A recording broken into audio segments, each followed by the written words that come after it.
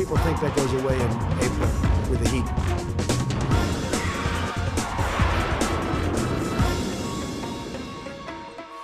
Good evening, I'm John Barron. I'm Shazza Jadalo. Tonight on Planet America, President Trump says he's taking the unproven drug hydroxychloroquine. Well, at least he's not taking bleach. There is that. Later, what can we learn from the fight against polio? And the knives are out for Joe Biden's accuser. But first...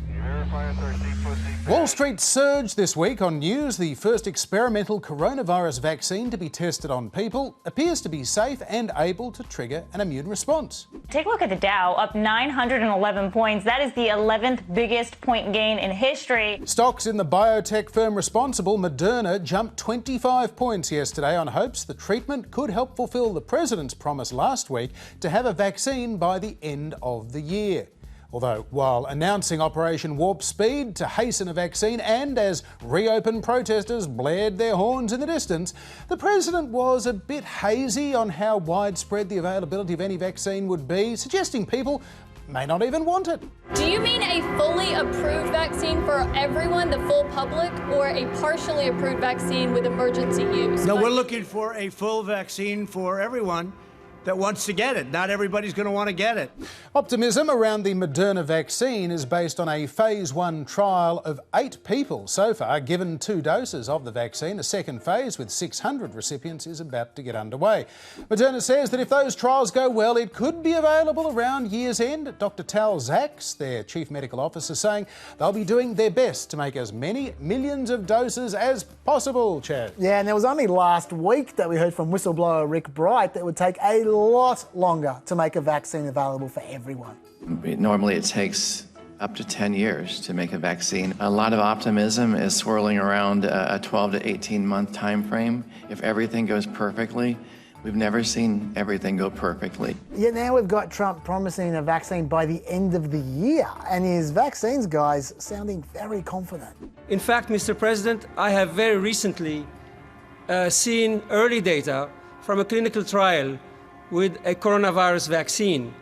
And these data made me feel even more confident that we will be able to deliver a few 100 million doses of vaccine by the end of 2020. So I'm guessing the evidence he was referring to was this trial, but what makes it so special? Well, this is a completely different kind of vaccine from normal. It's made from mRNA rather than from deactivated pathogens, and that gives it different properties. It makes it safer with no potential risk of infection from the vaccine. It can be administered over and over again, and most importantly, it can be made rapidly, cheaply, and in a massive way. So if they pull this off, it could be rolled out everywhere fast, but this technique is relatively new and it may just not work, so fingers crossed. Yeah, everything crossed at this point. Meanwhile, the President of the United States told reporters this week he's taking an unproven and potentially dangerous drug to try and ward off COVID-19. President Trump has been talking up this anti-malarial hydroxychloroquine for several months now. What do you have to lose? And he's already ordered 29 million doses on the off chance it is proven to be safe and effective. And the President revealed yesterday... I happen to be taking it. Hydroxychloroquine? I'm taking it, hydroxychloroquine. When? Right now, yeah. Yeah, when? A couple of weeks ago, I started taking it. Because I think it's good. I've heard a lot of good stories. President Trump says those good stories are coming from frontline doctors. I've received a lot of positive letters, and it seems to have an impact. And maybe it does, maybe it doesn't. But if it doesn't, you're not going to get sick or die. This is a pill that's been used for a long time, for 30, 40 years on the malaria and on lupus too, and even on arthritis, I guess, from what I understand. Okay, so how's it going? Yeah, I've taken it for about a week and a half now, and I'm still here. Evidently. Although props to Neil Cavuto, the sane one on Fox News, for immediately warning his viewers of the risks. If you are in a risky population here and you are taking this as a preventative treatment to ward off the virus, or in a worst case scenario, you are dealing with the virus, and you are in this vulnerable population, it will kill you. I cannot stress enough. This will kill you. Well, faced with that kind of friendly fire, the White House released a letter from Trump's doctor. No, this one. Dr. Sean Connolly, the White House physician, who says after numerous discussions he, the President, and I had regarding evidence for and against the use of hydroxychloroquine, we concluded the potential benefit from treatment outweighed the relative risks. Although Democratic House Speaker Nancy Pelosi is a bit worried. He's our president, and I would rather he not be taking something that has not been approved by the scientists, especially in his age group and in his, shall we say, weight group, what is morbidly obese, they say. You can tell she's really concerned for his well-being, can't you? Because he's so fat! Oh dear. But on hydroxychloroquine, there have been a number of isolated reports of its success, like this doctor in Missouri who says, I don't need anything else to convince me because most of the 4 dozen patients he's treated with hydroxychloroquine have improved. He says he's seen people get better in 1 to 2 days. But as far as trials go, it's been pretty much one-way traffic, and that traffic is driving off a cliff. A New York trial of 600 people found the hydroxychloroquine patients no more likely to survive COVID than the other patients. A randomised controlled trial of 150 people in China found no difference between the group treated with hydroxychloroquine and the one that hadn't been. A study amongst 360 veterans showed no benefits either. A study in Brazil had to be halted for safety reasons after some patients developed irregular heart rates. And on it goes. Almost every formal trial of chloroquine or hydroxychloroquine has been unsuccessful, except for a trial in France right at the beginning that got some media coverage, but even that trial was disavowed by the journal that published it as not meeting the journal's standards. Now, there are heaps more trials currently happening, so it may yet be proven effective. And the President's doctor? He's a doctor. I'm not. So good luck to him. But there is a reason why both the FDA and Fauci's group have warned about the use of hydroxychloroquine. It does have potentially dangerous side effects, which is what your mate Cavuto was referring to before. And by the way, you shouldn't trash Fox News as insane, because have you seen the other mob? One American News Network? Oh, Trump's new favourite, yeah, sure. That's the ones. They are obsessed with chloroquine. So much so that this is what they say about another drug being touted to treat COVID, made by Gilead Pharmaceuticals. It's called remdesivir. Recent reports claim the remdesivir patent is controlled by mainland China, Bill Gates, and the WHO, while the Clintons may have a stake in it as well. The entire cover-up is allegedly backed by globalist billionaire George Soros. Huge if true, Chaz. I'm surprised they couldn't work in the ghost of Fidel Castro as well, John. That is a news network, allegedly. Anyway, let's get to the numbers. As always, we start with the daily new cases. There's your 7-day average heading downwards. There's your 7-day average without New York, heading down slightly less rapidly. And there have now been 1.57 million cases overall. Then we have the 7-day average for daily deaths heading down as well. That's the 7-day average without New York. So once again, slow improvement, although there have still been 93,000 deaths overall so far. And if you're wondering how this is looking at the state level, well, why don't we see how the states are measuring up to the federal guidelines for reopening? So far, just Michigan and New Mexico qualify, but they're all reopening to some extent anyway. One more thing about case numbers though, John. This clip got a bit of attention this week. We have more cases than anybody in the world. But why? Because we do more testing. When you test, you have a case. When you test, you find something is wrong with people. If we didn't do any testing, we would have very few cases. Now, some people thought that was stupid. It did sound a little stupid. Oh, I beg to differ, because the president was saying if you test more people, it reveals more cases and it makes the problem look worse. That is a logical thought. But in this case, he's wrong. These are the large countries that test more per capita than the US does. As you can see, America ranks 27th in the world. And the highlighted countries are the ones with more cases per capita. 26 countries have more testing, but only 5 of those countries have more cases. So, nice try, Mr. President, but test more. Well, let's get some more now from Dr. William Schaffner. He's Professor of Preventative Medicine at Vanderbilt University and an expert in infectious diseases. Dr. Schaffner, welcome to Planet America. My pleasure. Good to be with you. Stock market investors certainly got very excited about the prospect of a Moderna vaccine, the trial going well in the early stages, but how cautious should our optimism be, do you think? Well, I always think it's better to under-promise and over-deliver rather than over-promise and under-deliver. So at the moment, I'd like to be cautious. It's a good first step in the right direction, but it's a long journey yet. And previous vaccines, there have been bumps in the road. So let's all smile, encourage them, and patience is a virtue. People say there's never been a successful vaccine developed using mRNA technology. Is that as big a problem as it sounds? Well, it's a substantial problem. There's been a lot of science behind it, so people are enthusiastic in the scientific community. But a first is always a first. So as we call it, the safety database will have to be substantial for us to become comfortable before we give it to millions and millions of people, of course. And how many months does it take to build that safety database? Yeah, it will take, I think, another year or so. Other people are a little more optimistic than that, but as I say, I would prefer to under-promise and over-deliver.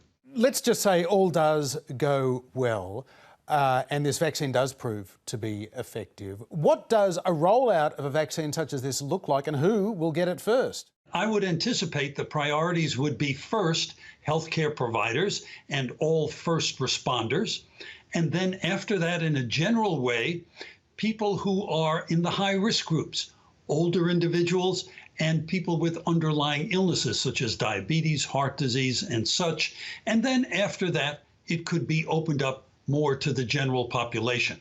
Dr. Schaffner, we learned this week that the President, after spruiking it for many weeks, is himself taking hydroxychloroquine as a preventative to COVID-19. Is that appropriate under the circumstances? Well, for sure, we know a lot about hydroxychloroquine because it's been around for a long time.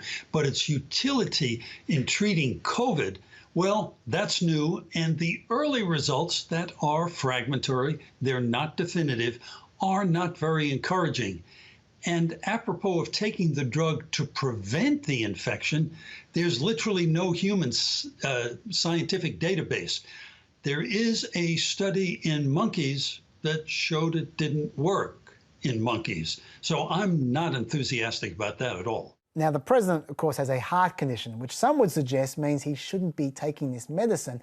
Would you personally be concerned about someone with the President's health profile taking hydroxychloroquine? There are many older people with lupus and rheumatoid arthritis who, carefully evaluated, can take this drug for a long period of time. They have to be monitored carefully because heart complications and others can occur. So I wouldn't want to judge whether the President should be taking this medication, but just as an example for the rest of the country, I don't think it's a good idea. The last time we talked about hydroxychloroquine in that regard, there was a run on prescriptions. People were hoarding it and taking it unnecessarily. And that meant that people with lupus and rheumatoid arthritis couldn't renew their prescriptions. There was a shortage of the drug. That's really inappropriate. I hope that does not happen this time again. How comfortable are you right now, Doctor, in the phased reopening of the United States? Do you think they're getting the balance around about right between health and economic considerations? I was a little skeptical about opening things up too early, I must say. But actually, so far, it's working pretty well, but it's a little bit early to judge. And I have to wonder, is COVID somewhat seasonal? Because this opening may have been enhanced by what might be, I don't know that it's true, but what might be a seasonal effect. That's a good thing. Fewer COVID cases. It might be a bad thing if we're lulled into complacency come winter. Dr. William Schaffner, thanks for being with us on Planet America. It's been a great pleasure. Thank you. Former Vice President Joe Biden says he does not remember Tara Reade, the former Senate staffer who's accused him of sexual harassment and now assault. Mr. Biden again denied the allegation this week, but defended Ms. Reade's right to be heard.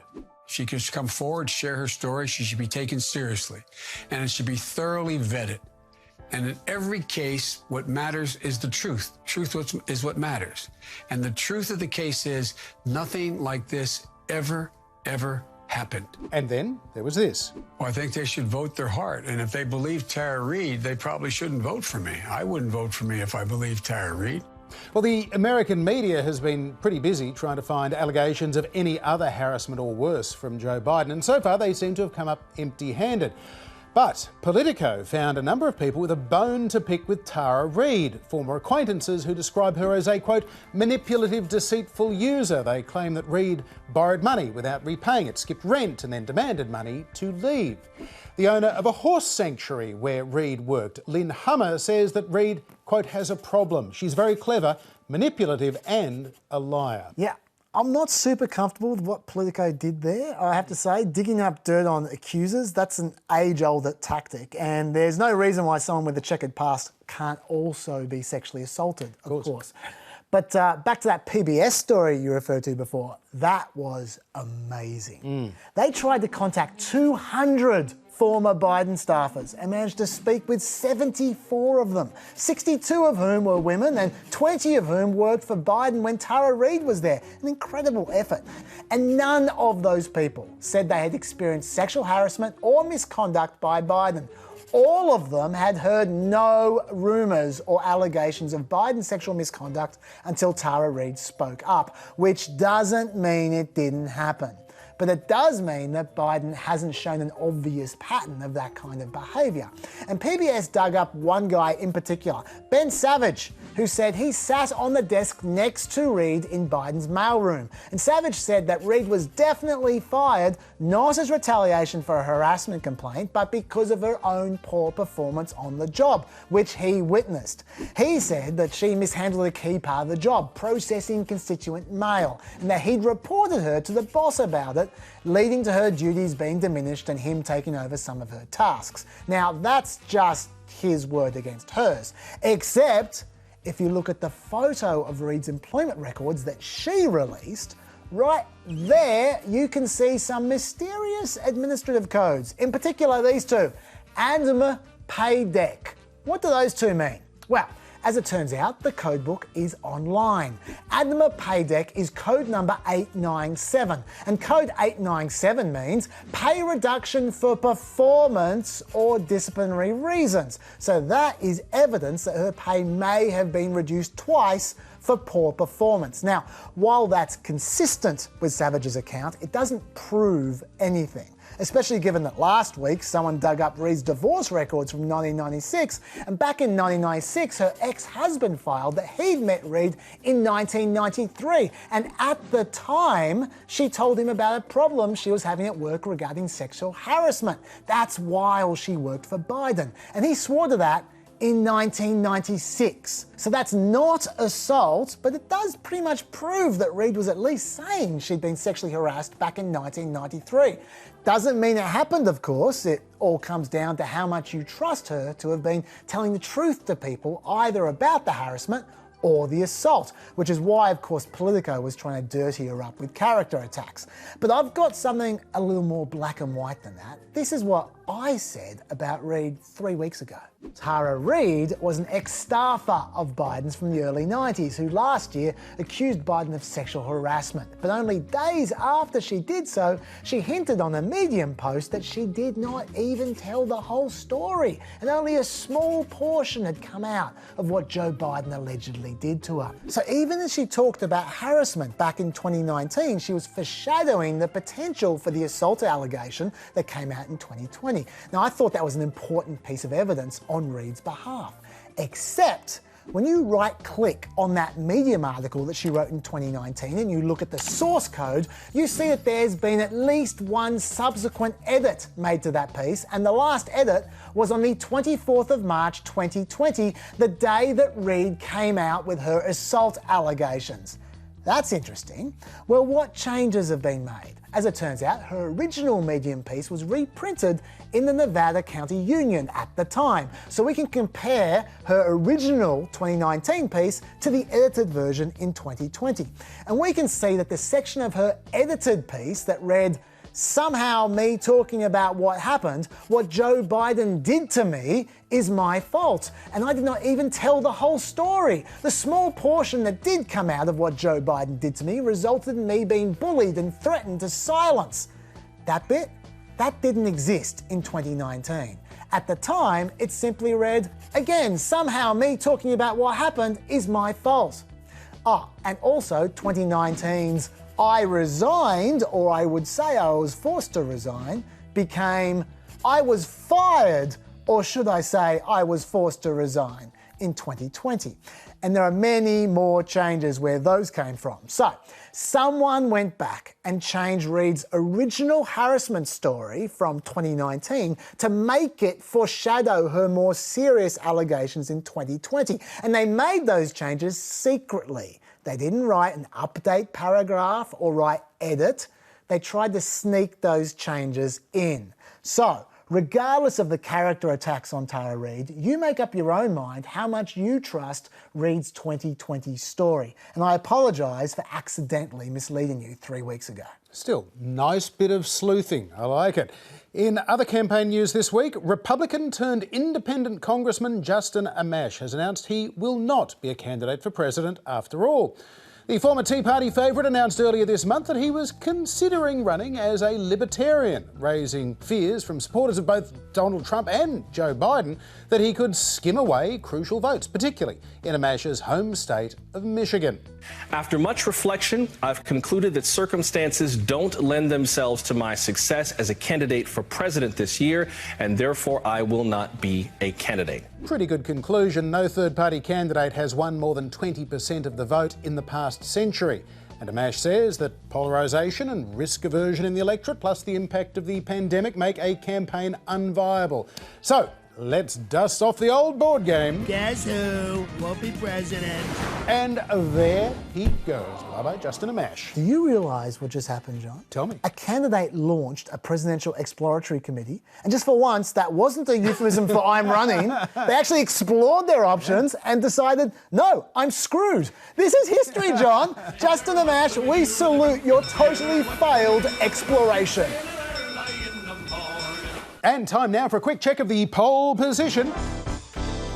This week, President Trump trails Joe Biden by just under 5 points in the average of national polls. A head-to-head with no third-party options such as Justin Amash from Harvard-Harris this week, putting Biden on 53% to Donald Trump's 47%.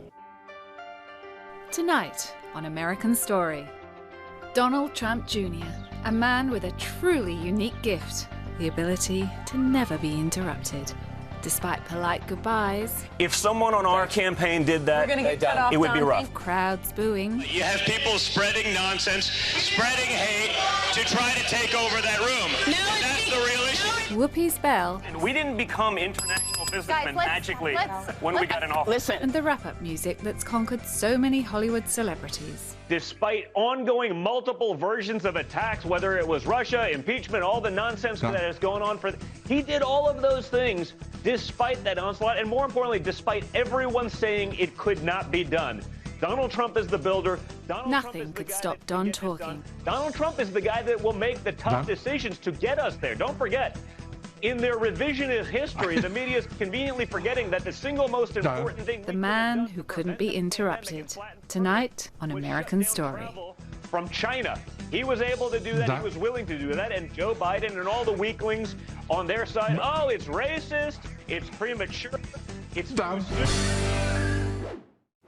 Last week, we looked at some of the remarkable similarities between the current pandemic and the so-called Spanish flu of just over 100 years ago. But while that influenza pandemic ended within about 18 months and without a vaccine, there was another virus that blighted the first half of the 20th century, and the fight to find a cure for that may have lessons for today. Poliomyelitis, or simply polio, was once one of the most feared diseases in the world. The United States was hit by its first major outbreak in 1894. More than 100 children in Vermont developed symptoms that at first could have been a cold or flu, but suddenly they had severe muscle pain, loss of reflexes, breathing problems, and floppy arms and legs. In some cases, the children recovered. Others never regained full use of their limbs, which withered and atrophied. 18 of them died. The next major outbreak was in New York in 1916, more than 27,000 cases and 6,000 deaths, most among children under the age of 4. Doctors had by then discovered a virus was responsible but still didn't know how it spread. 80,000 cats and dogs were killed, although they weren't actually carriers of the disease. Welfare groups advised parents to get their children away from the city. If the kiddies are not in the country or at shore, get them there if you can. Thousands fled. Many who caught the virus were asymptomatic or just had a bit of a sore throat, but for some it meant weeks in an iron lung and a lifetime of what was then called infantile paralysis. That is, if they survived at all. Polio outbreaks became more frequent. It returned in the late summertime. August and September was now known as polio season.